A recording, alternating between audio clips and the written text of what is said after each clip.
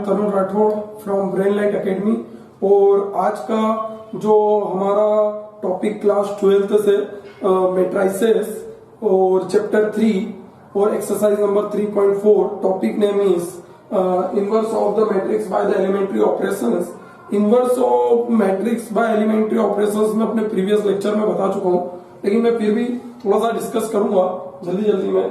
तो वो ऐसा है, क्या होता है कि एलिमेंट्री ऑपरेशंस क्या होता है। हमने सबसे पहले उस लेक्चर्स में एलिमेंट्री ऑपरेशंस के बारे में डिस्कस किया था।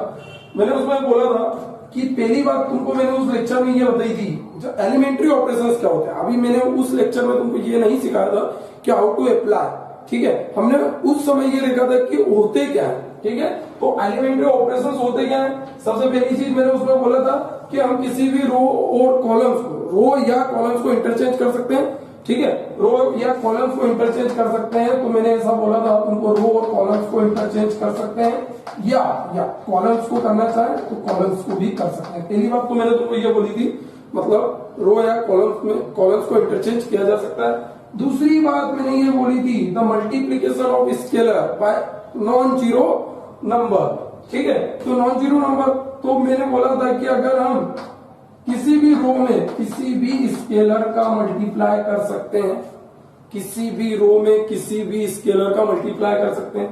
तो देखा मैंने यहाँ पे एक स्केलर का मल्टीप्लाई कर दिया। ऐसे अगर तुम कॉलम वाइज ऑपरेशन लगा रहे हो तो कॉलम में भी किसी भी स्केलर का मल्टीप्लाई किया जा सकता है। ये एलिमेंट्री ऑपरेशन होते हैं, ठीक है।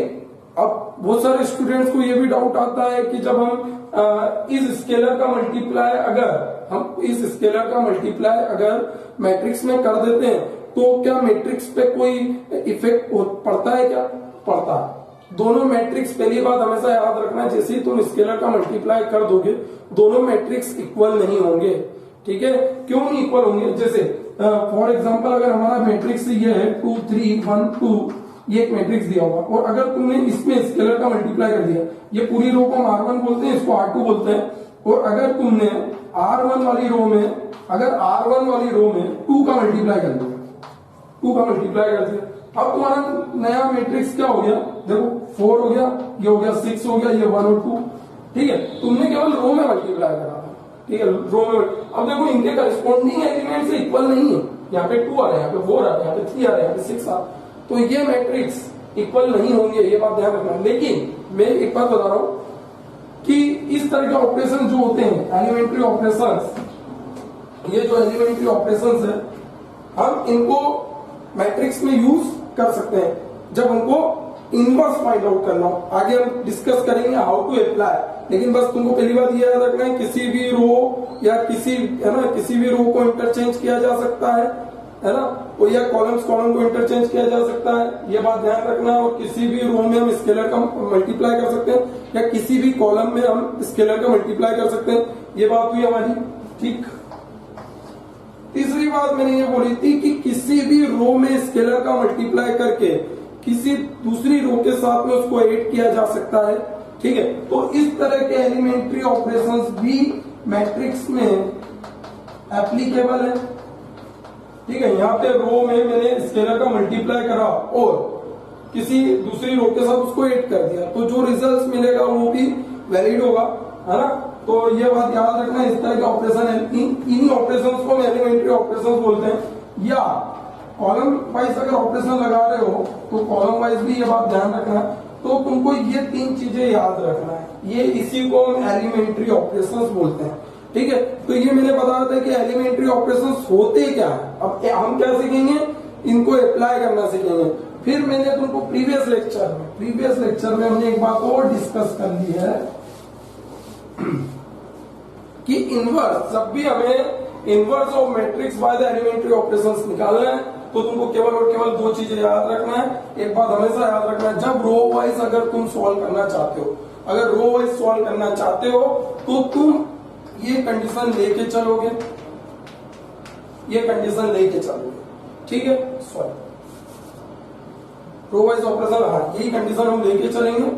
अगर रो वाइज ऑपरेशन लगाना चाहते हैं तो हम ये कंडीशन लेके चलेंगे। हम यहाँ पे ऑपरेशन लगाएंगे, कौन से ऑपरेशन लगाएंगे? एलिमेंट्री ऑपरेशन, ठीक है। अब एक बात और ध्यान रखना, अगर क्वेश्चन सॉल्व करते समय अगर क्वेश्चन सॉल्व करते समय तुमने रो वाइज ऑपरेशन अप्लाई करना चालू कर दिया, ठीक है, रो वाइज लगाओगे तो हम चेंज किसमें करेंगे, रो वाइज ऑपरेशन में हम चेंज आई में करेंगे, ठीक है, इसमें करेंगे आई में करेंगे।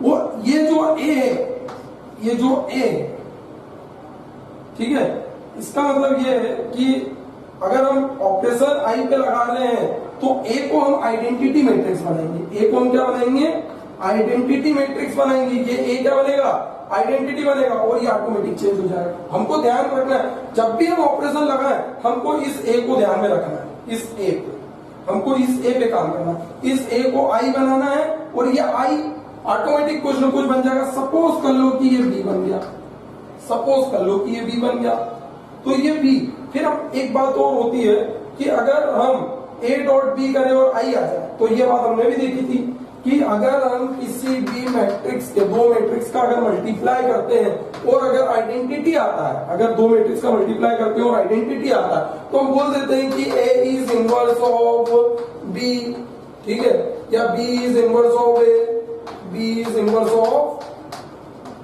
ए, इस तरह की बात होती है। तो हम यहाँ पे बोलेंगे कि बी, जो ये बी आएगा हमारा वही हमारा इनवर्स होगा, B is inverse of A, B is inverse of A, तो हमको एक नया मैट्रिक्स मिल जाएगा, ठीक है। जब रो वाइज लगाओगे तो कंडीशन हमारी ए इक्वल टू आई होगी, ठीक है। और अगर कॉलम वाइज ऑपरेशन अगर तुमने लगाना है तो हमारा कंडीशन क्या होगा, ए आई होगा, ठीक है। तो हम ऑपरेशन लगाएंगे, यहाँ पे ऑपरेशन लगाएंगे, कैसे लगाएंगे, कॉलम वाइज ऑपरेशन लगाएंगे, एलिमेंट्री ऑपरेशन कैसे लगाएंगे, कॉलम वाइज लगाएंगे। और ये जो ए है, ये जो ए है इसको हम बनाएंगे आइडेंटिटी, इसको हम क्या बनाएंगे, आइडेंटिटी। और इस आई में चेंजेस होंगे, इस आई में कुछ चेंजेस होंगे, ये आई कुछ चेंजेस होते होते होते कुछ नया मैट्रिक्स बन जाएगा, कुछ नया मैट्रिक्स बन जाएगा। सपोज कर लेते हैं वो मैट्रिक्स बी बन गया, क्या बन गया, बी बन गया। इसमें आई में चेंज होगा तो चेंजेस होते होते वो मैट्रिक्स क्या बन गया, बी बन गया। तो हम ये बी हमारा आंसर होगा, ठीक है। तो ये हो गया हमारा बी इज इनवर्स ऑफ ए, ठीक है। तो ये चीज तुमको याद रखना। हम क्वेश्चन करते हैं एक्सरसाइज 3.4 क्वेश्चन नंबर 1।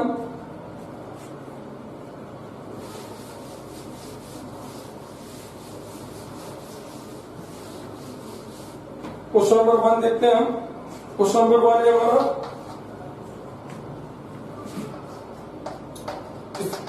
ए 1 2 -1 3, ठीक है। तो हम रो वाइज ऑपरेशन लगाना चाहते हैं, तो मैंने बोला था रो वाइज लगाना है तो तुम्हें इसे लेके चलना पड़ेगा, ठीक है। इस ए को कुछ भी नहीं करना है, इसे किस रखना है, ठीक है। तो ये ए की प्लेस पे तो मैंने रख दिया 1 2 -1 3 और 2/2 का मैट्रिक्स है, इसलिए आइडेंटिटी मैट्रिक्स हमको यूज करना पड़ेगा 1 0 0 1 और ये ए हमको एज इट इज लिखना है, इसमें कोई चेंज नहीं, ठीक है। अब मैंने बोला था कि इस ऑपरेशन ऐसे लगाना है कि आइडेंटिटी बन जाए, मतलब यहाँ पे आइडेंटिटी बनाने के लिए तुम्हारा यहाँ पे 1 आना चाहिए, यहाँ पे 0 आना चाहिए, यहाँ पे 0 आना चाहिए और यहाँ पे 1 आना चाहिए। तो 1 by 1 हम सबसे पहले इसको 0 बनाएंगे, इसको 0 बनाएंगे, इसको 0 बनाएंगे, यहाँ तो 1 आएगा। अगर हमने पहली एंट्री में, ये बात ध्यान रखना, ठीक है, कोई भी क्वेश्चन हो तो सबसे पहले ये वाला, हम इसको पिवोट भी बोल सकते हैं, ये वाला एलिमेंट क्या बनना चाहिए, 1 बनना चाहिए। अगर 2/2 का मैट्रिक्स है और अगर ये 1 बन गया तो इसके नीचे वाला 0 बनेगा, ठीक है, ठीक। यहाँ पे 1 है तो इसके साइड वाला भी क्या बनेगा, 0 बनेगा, ठीक। और ये क्या बनेगा, 1 बनेगा। डायगोनल वाली एंट्रीज हमेशा 1 आना चाहिए, एक बात याद रखना चाहिए। और डायगोनल की एंट्री अगर 1 नहीं है तो डायगोनल को छोड़ के बाकी जितनी रिमेनिंग एंट्रीज है वो सारी की सारी कैसी होगी, 0 होगी। तो हम सबसे पहले हमको 1 तो मिल गया, हमको इसको 0 बना।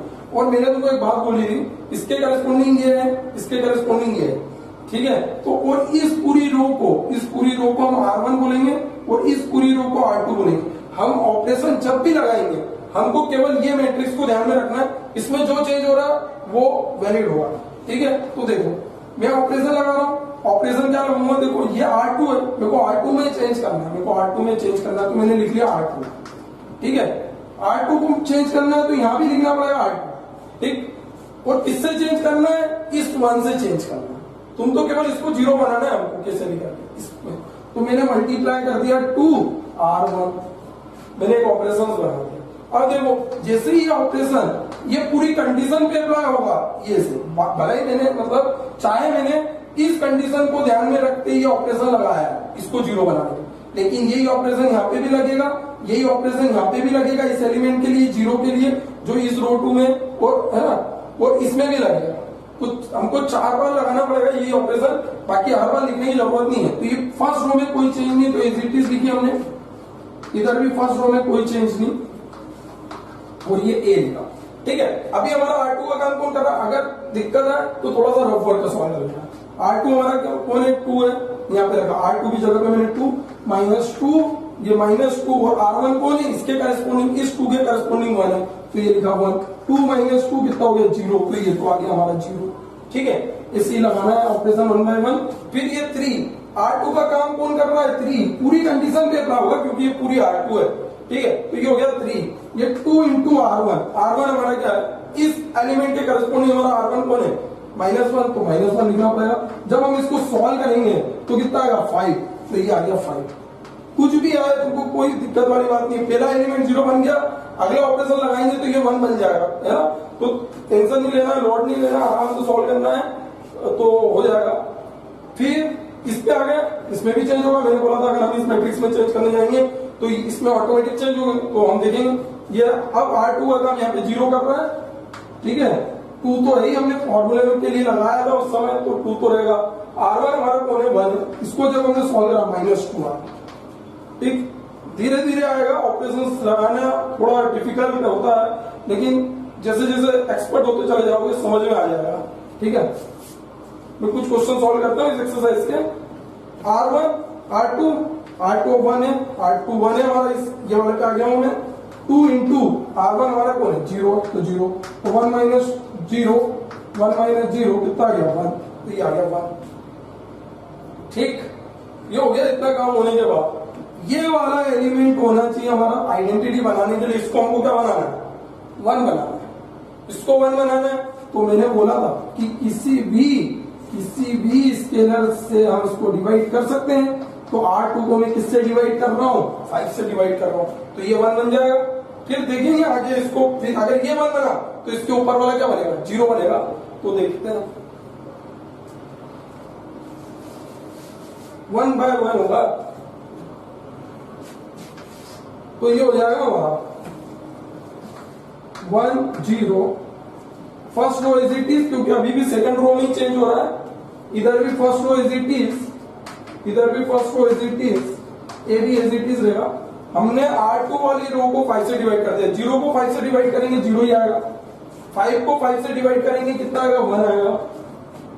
2 को 5 से -2 को 5 से डिवाइड करा तो -2/5, और 1 को 5 से डिवाइड करा तो 1/5, तो ये हो गया। ठीक है, अब हमको ये 1 मिल गया, हमको इसको 0 बनाना है। क्या ये माइनस का, ये प्लस का, इस पूरी रो को हम R1 बोलते हैं और इस पूरी रो को R2 बोलते हैं। ठीक है, तो हम इन दोनों रो को प्लस कर देते हैं। R1 में चेंज करना है, ये R1 है, इसको 0 बनाना है। ठीक है, इससे इसको 0 बनाना है, ऐसा सोचना है हमको कि ये वाले एलिमेंट से ये 0 कैसे बनेगा। तो हम इस पूरी रो को R2 बोलते हैं, इसको R1 बोलते हैं। R1 में हमको चेंज करना है, तो मैंने यहाँ पे R1 लिखा। और R1 में अगर मैं R2 को ऐड कर दूं, इस रो को, ये R1 में अगर मैं R2 को ऐड कर दूं तो ये क्या हो जाएगा? 0 हो जाएगा। तो हमको तो इतना ध्यान रखना है। अब इस टाइम में सेकंड रो में कोई चेंज नहीं हो रहा है, सेकंड रो में कोई चेंज नहीं है। किसमें चेंज हो रहा है? फर्स्ट रो में हो रहा है। तो अभी हमको इसको देखना है और इसको देखना है, ऑपरेशन को। ठीक है, अभी हमारा R1 क्या है? 1 है, प्लस R2 कौन है? 0, तो 0। जो रिजल्ट आएगा वो फर्स्ट रो का ही आएगा। ठीक है, 1 + 0 कितना आया? 1, ये 1 आएगा। ठीक है, अब आगे बढ़ते हैं। -1 प्लस R2 1, -1 + 1 0, क्योंकि हमारा फर्स्ट रो में चेंज हो रहा है, तो फर्स्ट रो का एलिमेंट आ रहा है। और आगे बढ़े, 1 R1 हमारा 1 और इसके करस्पॉन्डिंग R2, तो इसके करस्पॉन्डिंग R2 ये ना -2/5। इसको सॉल्व करेंगे हमारा कितना आएगा? 3/5, तो ये हो गया हमारा 3/5। ठीक है, ऐसे ही और आगे बढ़े तो 0 1/2, तो 0 और 0 के करस्पॉन्डिंग आइडेंट, ये इतना काम करेगा लेकिन जो रिजल्ट आएगा वो फर्स्ट रो का होगा, ये ध्यान रखना है। तो ये हो जाएगा 1/5, तो 0 + 1/5 1/5। ठीक है, तो ये आइडेंटिटी बन गया। ये क्या बन गया? आइडेंटिटी। और ये इनवर्स बन गया। ठीक है, ये क्या बन गया? इनवर्स। तो इनवर्स हमारा ए इनवर्स, इसको हम बोलेंगे ए इनवर्स। ठीक है, तो ए इनवर्स इक्वल टू हमारा जो आया वो क्या है? ये रिजल्ट है, फाइनल रिजल्ट। जब ये आइडेंटिटी बन जाए तो ये हमारा फाइनल आंसर। ठीक है, और देखते हैं क्वेश्चन।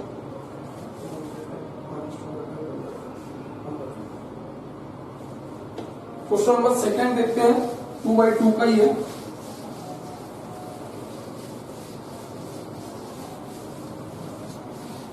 आज हम 2/2 के क्वेश्चन सॉल्व कर लेते हैं। Question number 2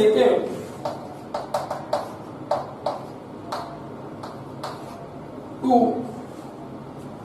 1 1 1। ठीक है, तो हम रो वाइज ऑपरेशन लगाएंगे, इसलिए ये ले रहा हूं। तो ए तो हमारा ये दिया हुआ है 2 1 1 1। आई हमें दिया हुआ है 1 0 0 1। और इस ए को एज इट इज लिखना। ठीक है, इस ए को एज इट इज लिखना। अब सुनो मेरी बात, हम क्या करेंगे? सबसे पहले ये जो 2 लिखा हुआ है इसको हम 1 बना सकते हैं, या हम इन दोनों रो को इंटरचेंज भी कर सकते हैं। ठीक है, कोई दिक्कत नहीं है। तो इंटरचेंज भी करेंगे तो यहां तो 1 आ जाएगा, तो मैं इंटरचेंज कर देता हूं। R1 इंटरचेंजिंग R2, कोई फर्क नहीं पड़ेगा उससे। ठीक है, तो ये हुआ हमारा इंटरचेंज करा, तो ये 1 ये 1 ये 2 ये 1। ठीक है, ये हो जाएगा, इनको भी इंटरचेंज करना पड़ेगा, तो ये हो जाएगा 0 1 1 0। ठीक है, इंटरचेंज कर दिया हमने। ठीक है, R1 के प्लेस पे R2 को लिख दिया और R2 के प्लेस पे R1 को लिख दिया, तो ये तो 1 बन गया। अब मैंने बोला था इसको क्या बनाना है तुम्हें? इसको बनाना है 0। तो इसको 0 बनाने के लिए क्या करना पड़ेगा? इसको 0 बनाना है, ये R2 है, तो R2 के एलिमेंट्स को 0 बनाना है, क्योंकि मेरे को तो इसको 0 बनाना है। तो R2 2 × R1 अगर करूंगा तभी तो ये 0 बनेगा। ये सेम क्वेश्चन हो गया हमारा प्रीवियस क्वेश्चन जैसा। ठीक है, वैसे ही चलेगा ये। R2 - 2 R1, तो ये हो गया। तो देखो ऑपरेशन लगाया यहाँ पे, फर्स्ट रो में कोई चेंज नहीं, इधर भी फर्स्ट रो में कोई चेंज नहीं, ए इज इट इज। तो 2 माइनस है ना, R2 कौन है यहाँ पे? R2 हमारा कौन सा एलिमेंट है? 2 है, तो यहाँ पे रफ वर्क में मैं लिख रहा हूँ 2, फिर -2 × R1। R1 हमारा कितना? 1, तो 2 - 2 कितना होगा? 0। तो ये यहाँ पे आएगा हमारा 0। ये सेकंड रो का एलिमेंट है। ठीक है, सेकंड रो में ही चेंज हो रहा है, तो ये हो गया हमारा। इसके बाद अब हमारा सेकंड रो का एलिमेंट कौन सा? 1 है। 1 -2 × R1 1 है, तो ये 1, तो 1 - 2 कितना आ गया? -1, तो ये -1 हो गया। ठीक है, फिर और आगे बढ़ते हैं। 1 -2 × R1 0, तो कितना आएगा? ये 1। ठीक है, इसको सॉल्व करेंगे, 1 - 0 तो 1 आएगा। ठीक, ऐसे ही R2 हमारा 0 है, -2 × R1 1, तो कितना हो जाएगा? ये -2। ठीक है, ये -2 हो गया। अब हमको ये वाले एलिमेंट को क्या बनाना है? +1 बनाना है। तो +1 बनाना है तो R2 वाली रो में -1 का क्या कर दो? मल्टीप्लाई कर दो, क्योंकि एलिमेंट्री ऑपरेशन ही है कि किसी भी स्केलर का मल्टीप्लाई किया जा सकता है। तो ये हो गया 1 1 0 1। ठीक है, ये हो जाएगा 0 1 -1, इधर मल्टीप्लाई करेंगे -1 और ये प्लस का 2 ये 1।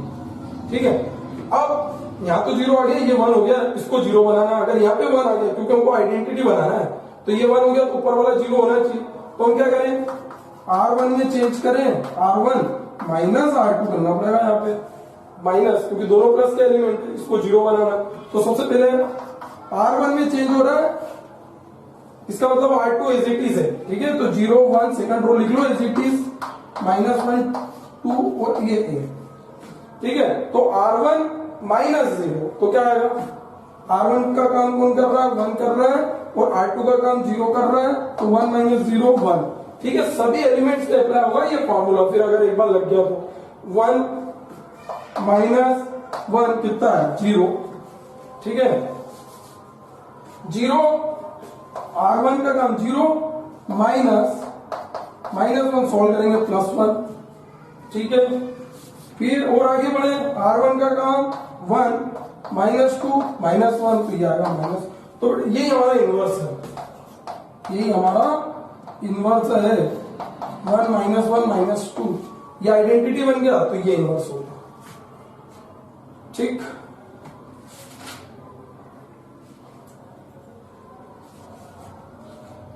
क्वेश्चन नंबर 5 देखो, ऐसे ही क्वेश्चन नंबर 3, क्वेश्चन नंबर 4 तुम्हें ट्राई करना है, ठीक है। और अगर कोई दिक्कत है तो कमेंट बॉक्स में बता सकते हो आप।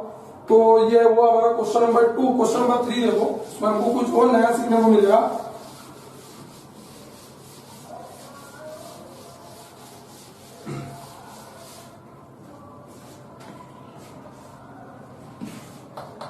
क्वेश्चन नंबर 5, हमको एक मैट्रिक्स दिया हुआ है 2 1 4 2, ठीक है। तो हमको रो वाइज लगाने हैं क्वेश्चन में, तो हम रो वाइज ही लगाएंगे इसमें भी।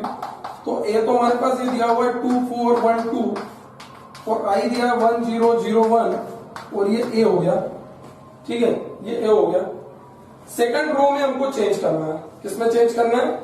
सेकंड रो में चेंज करना है, क्योंकि हमको यहाँ पे तो 0 लाना है, यहाँ पे हमको 0 लाना है, हम तो इसी को ध्यान में रखते हैं, ठीक है। और यहाँ पे 1 लाना है, ऊपर वाले में क्या लाना है? 1 लाना है। तो पहले हम इस 2 से इसको 0 बना लेते हैं, क्योंकि इसमें 2 का मल्टीप्लाई करेंगे और इस R2 में से माइनस करेंगे तो ये 0 बन जाएगा, तो ये इजीली होगा। तो हम इसको चेंज कर देते हैं, तो R2 2 इंटू R1, तो पहले हम 0 पे ध्यान देते हैं। तो जैसे फर्स्ट रो में कोई चेंज नहीं, तो इधर भी कोई चेंज नहीं, और ये, ठीक है। अब चेंज करते हैं, R2 का एलिमेंट 4 है, 4 ये रफ फर्क है।